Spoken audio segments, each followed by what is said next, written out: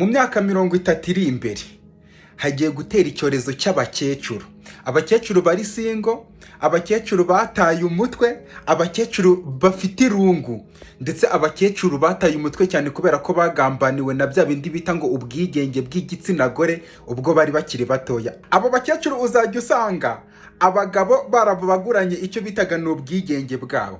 Usange umuryango cyangwa se imiryango barayiguranye icyo bitaga ngo ni ibyishimo byabo barimo muri icyo gihe. Batekerezaga ko ngo bafite umuhate mu byo barimo gukora bakigomeka, kandi buri gihe kwigomeka birangira nabi, nta musaruro mwiza ubivamo. Abo bakecuru bahoze ari abakobwa batoya bakwenaga abagabo nyine, bazajya basubira inyuma, basubire muri memwari cyangwa se mu nzibutso z'ubuzima banyuzemo, bajye bibuka basange ari ba bagabo bagiye baca amazi bababwira ngo oya wowe ntabwo uri tayipu yanjye. Icyo nicyo cyorezo cy'abakecuru kizaba kiriho. Icyo gihe abakecuru bazajya bahora bari gupostinga amakote kuri za WhatsApp na za status hose bakira ngo turikunda, ngo urukundo, ngo dufite amahoro. Kandi icyo gihe mu mitima yabo hazaba hicayemo ngo iyaba twaragize, iyaba byaragenze gutya. Abo bakecuru bazaba bari kwicuza bavuga ngo iyaba wenda wa musore cyangwa wa mugabo naciye amazi mvuga ko atari tayipu yanjye, wenda twaba turi kumwe aka kanya ntabwo mba meze gutya, ndi njyenyine mfite irungu nataye umutwe, nta n'umuntu ukimushaka. Wari uzi ko abantu bakuvuga nabi bagenda bakuvuga nabi bo nta n'ikintu bashobora kuba barakoze mu buzima ushobora kubatangaho urugero byibura na kimwe? Nta n'ikintu baba barakoze nyine ku buryo ushobora kuvuga ngo uyu muntu wamutangaho uru rugero, nirushake rube ari na rubi basi. Ese niba umuntu ashobora kunywa itabi azi ko ryica ubuzima ririmbura, ubundi ikosa riri mu rukundo kuko uba wakunda umuntu basi unabizi ko atagukunda, aho ngaho ikosa ryaba ririhe? Abantu babiri bakundanaga nibaramuka batandukanye bagashwana nyine kwa kundi break up, ntagire n'umwe muri bo uzatega amatwi, uzabihorere. Bombi uko bari babiri harimo uzagenda akajya ku ruhande, noneho agatangira gutekereza, agatuza nyine, agashaka amahoro y'umutima. Harimo n'undi uzahita ujya mu rukundo rushyashya, noneho nibwo uzahita umenya gitera wa byose. Ariko ngo kubera ko umuntu ari mukuru cyangwa se umuntu ari mukuru akurusha imyaka, ntabwo biba bisobanuye ngo ko yakugira inama ngo kubera ngo n'ibigoryi birakura. Se hari igihe mba ndi kubwira umuntu ibibazo byanjye n'uburibwe ndimwo gucamo, noneho nawe agahita atangira kumbwira ibye, nkahita ncanganyikirwa cyane nyine, nkayoberwa ubundi turi mu marushanwa yo kubwirana ibibazo byagenze gute. Nawe ibyo bintu bijya bikubahora. Iyo ugitangira gukorera amafaranga mu buryo butunguranye, imyenda yawe ihita itangira gusaza, ukabona imyenda yawe irashaje, yatangiye gucika inkweto uko wari ubayeho. Noneho kandi ukaba wari umaze igihe ubuzima bwawe bumeze neza nta kibazo ufite, ugahita utangira kurwara sasa, ibibazo bikagenda byiyongera. Warabibonye uburyo iyo utangiye gukorera amafaranga uhita uba umukene kurusha mbere uko wari umeze utaratangira kuyakorera? Warabibonye uburyo ukora amanywa nijoro kugira ngo ubashe kwishyura inzu, nyine wishyure aho uba, ariko ubitekerejeho neza usanga aho wishyura inzu ngo ujye uhaba utahaba. Sininde uhatuye ubundi ugasanga ntunahagera, ahubwo ibyo bintu wari wabyibazaho? Ahantu nakuriye iyo wakukaga iryinyo uri mutoya barakubwiraga ngo urijugunye hejuru y'igisenge cy'inzu kugira ngo irindi ryinyo rizabashe kumera neza. Ewani wasangaga turi mu marushanwa yo kujugunya amenyo hejuru. Noneho twebwe aho bitandukaniye n'ahandi, wasangaga bakubwira ko kugira ngo iryo ryinyo ryawe urijugunyeyo umuserebanya nturibone, ngo iyo umuserebanya uribonye ngo nyine iryinyo ryawe ntiriba rizamera, ugahita uripfunyika mu gapapuro ukajugunyayo nyine hejuru y'igisenge cy'inzu cyangwa se hejuru y'inzu kugira ngo umuserebanya utazaribona mu gapapuro. None ahangaha ndimwo kubitekerezaho narakuze, ibyo bintu kubisobanukirwa bikangora rwose. Ibyo bintu nawe byakubayeho? Dore ikintu kintera ubwoba bwo kujya mu rukundo. Ibaze ugiye mu rukundo bigakunda rugakora, ugasanga nyine umuntu mukundana aragukunda bya nyabyo, ntagire ikibazo kiba mu rukundo rwanyu. Ntuzongere kuba singo nanone, ukaba mu rukundo ruhoraho. Mbese ntuzongere kuba singo nyine. Ibaze icyo kintu, ukajya mu rukundo rugakora neza. Ubu se urabona atari ikibazo? Ibaze ko kubera ubukene nta business hano ku isi ntaratekereza gukora kubera ubukene. nta business ntaratekereza gukora. Ibaze ko nanatekereje business yo gushinga igihugu cyanjye gishyashya.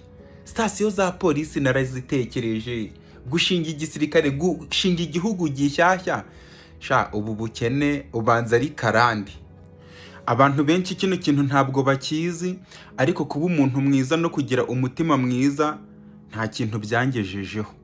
Muri uyu mwaka 2026 ngiye kuba umubeshyi, mbe umuntu nyine ushuka abandi, uca inyuma. Igihe cyo gutera imbere kirageze kabisa, kandi nibwo buryo bwonyine, nta bundi buryo. Iyi si yarasaze, ntabwo ari nyakuri.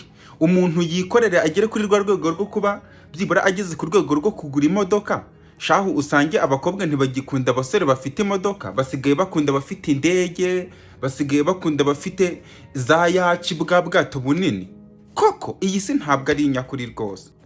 Byari byakubaho ugahura n'umuntu, noneho umuntu akagusuhuza, yamara kugusuhuza ukikiriza ariko yarenze, ugatangira kwibaza ukuntu wikirije mu kajwi gatoya, ugasigara uri kwibaza niba uwo muntu yakumvise, cyangwa se niba uwo muntu agiye nyine ari kugutekerezaho ngo nta discipline ugira, kandi wamwikirije, ariko we ukaba uri gutekereza ko atigeze abyumva ko wamwikirije. Buriya nimuhuri butaha wenda uzaseba cyangwa se ukazaba ufite ipfunwe.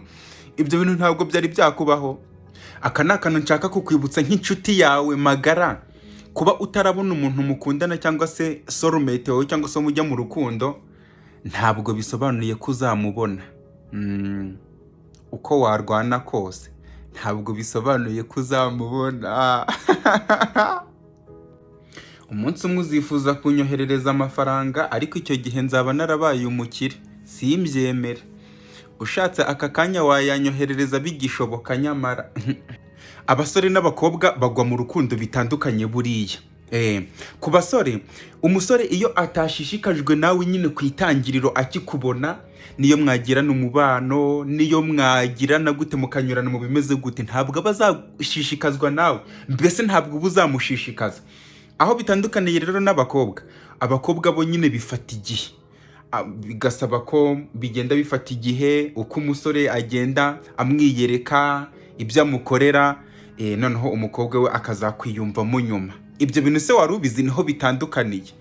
Njye ndi wa muntu ushobora gukeka ko impanuka igiye kuba, nkigendera nkabyihorera kugira ngo nze kureba niba koko iri bube, nkaba narindi mukuri, kugira ngo ndebe ibyo nkeka ko ari ukuri, nyine nkabyihorera nkabireka bikagenda. Impanuka ikaba noneho ubwo nyine impanuka n'ubundi se ko aba ari wowe wibayeho ari ibyawe. Ngiye mba nshaka kumenya ko buri gihe mpora ndi mukuri. Nicyo kintu kiza imbere y'ibindi byose. Ndikunda cyane ku buryo mba nshaka kureba niba ibyo ntekereza buri gihe bihora ari ukuri. Iyo mpanuka yo ntabwo iba inshishikaje. Ntabwo nizereraga mu urukundo umuntu akikubona bwa mbere, bya bindi bita ngo love at first sight. Ntabwo nabyizereragamo kugeza igihe naje kwizerera mu rwango, cyangwa se kwanga umuntu akivuga ijambo, cyangwa se nyine ugihura n'umuntu akavuga bwa mbere ukamwanga. Nibwo naje kwizerera mu rukundo ko buryo ushobora no gukunda umuntu ukimubona bwa mbere. Nyine niba umuntu ashobora kuvuga ijambo rimwe gusa, nkahita mvuga nti wenda kwanze kabisa, akivuga ijambo bwa mbere tugihura, biba bimeze nko kuvuga ngo nyine ngo none se ngo haba hariho ijuru ariko nta kuzimu ngo hari nyine. Icyo gihe nibwo nahise menya ko no gukunda umuntu kabisa ku nshuro ya mbere ukimubona nabyo bishoboka. Abakobwa ni abagome. Niba hari abantu b'abagome babaho muri ubu buzima, ni abakobwa. Ibaze akakwandikira message yo gutandukana, nyine break up, mutagikundana, ngo urukundo rwanyu murusubike, akarenzaho ijambo ngo kandi ngo iteka nzahora ngukunda. Koko ubwoko bw'ubwo bupfumu n'ubwoko ki koko? Ngo Ancestor Ignace, ngo rabizi twanyuranye muri byinshi, ngo ariko uru rukundo ntirwakomeza, nabonye uwundi musore, cyangwa se ntabwo unshimisha, ariko n'ubundi nubwo dutandukanye nzahora ngukunda.